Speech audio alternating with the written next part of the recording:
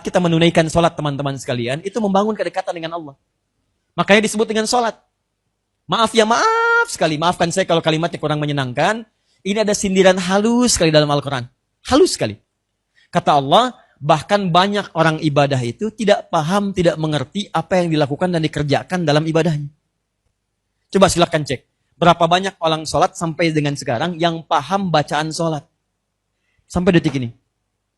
Jangan tunjuk orang lain, tanyakan pada diri sendiri. Jangan-jangan selama ini ruku, sujud ribuan kali tidak mengerti apa yang dibaca dalam sholatnya. Tidak paham apa yang dilakukan dalam sujudnya. Ya bagaimana kita bisa khusyuk teman-teman? Bahkan coba kalimat sholat pun yang kita kerjakan tiap hari, 5 kali dalam sehari, 17 rakaat. Kata sholat itu, di antara sekian yang sholat, berapa yang paham makna sholat? Silahkan cek. Mau ngapain Pak? Sholat. Apa itu sholat? Ya sholat. Tahukah teman-teman, sholat berasal dari kata sila. Bismillah. Tidak apa-apa, biar ini yang saya hapus. Biasanya saya konsisten kalau di awal pertemuan, ya, datang sendiri, nulis sendiri, ngapus sendiri, orangin sendiri. Masya Allah. Luar biasa. Ya, lihat sini. Salat, as-salat. Itu seakar dengan kata silah namanya. Awas, ini bagian terpenting. Maaf, saya sampai jam berapa?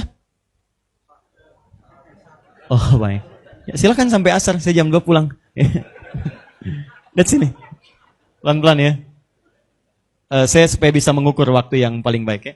Lihat, salat berasal dari kata silah. Akarnya dari kata wassalah. Wassalah itu sifatnya disebut silah, ibadahnya disebut dengan salat. Sesuatu yang tersambung dengan kuat.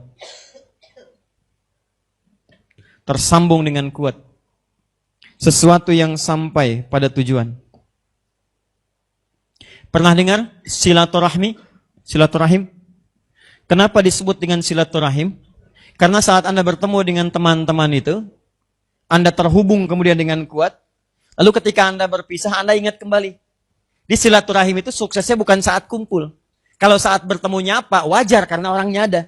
Tapi saat berpisah, Anda ingat, Anda doakan, Anda telepon, Anda SMS, Anda WA misalnya. Itu yang disebut dengan silah namanya. Hubungan kuat yang tak terpisahkan.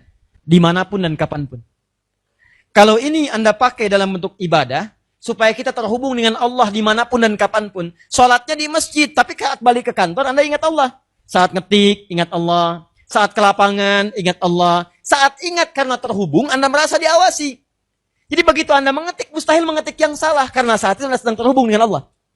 Saat Anda bekerja, mustahil mengerjakan yang salah. Karena saat itu Anda sedang terhubung dengan Allah. Ketika Anda online dengan Allah di satu garis dan merasa diawasi, maka disitulah kita akan bekerja secara sempurna dalam kehidupan dunia dan akhirat. Ibadahnya disebut dengan sholat. Ya, di kitab fikih disebutkan sholat itu doa. Karena saat kita berdoa, terhubung kita dengan Allah. Tapi singkatnya, sholat melatih kita punya hubungan kuat dengan Allah Subhanahu Wa Taala. Bukan cuma di masjid. Di suksesnya orang sholat di masjid, ketika dia keluar dari masjid, dia ingat Allah. Itu yang disebutkan di Quran surah keempat ayat 103. Paling kanan pertengahan. Ya. Kata Allah, فَإِذَا قَضَيْتُمُ الصَّلَاةَ فَاذْكُرُوا اللَّهَ. Maka jika Anda selesai menunaikan sholat, فَاذْكُرُوا اللَّهَ, maka ingatlah Allah. Jadi kalau ada orang selesai sholat gak ingat Allah, berarti ada yang salah dengan sholatnya. Ini yang diajarkan oleh Nabi.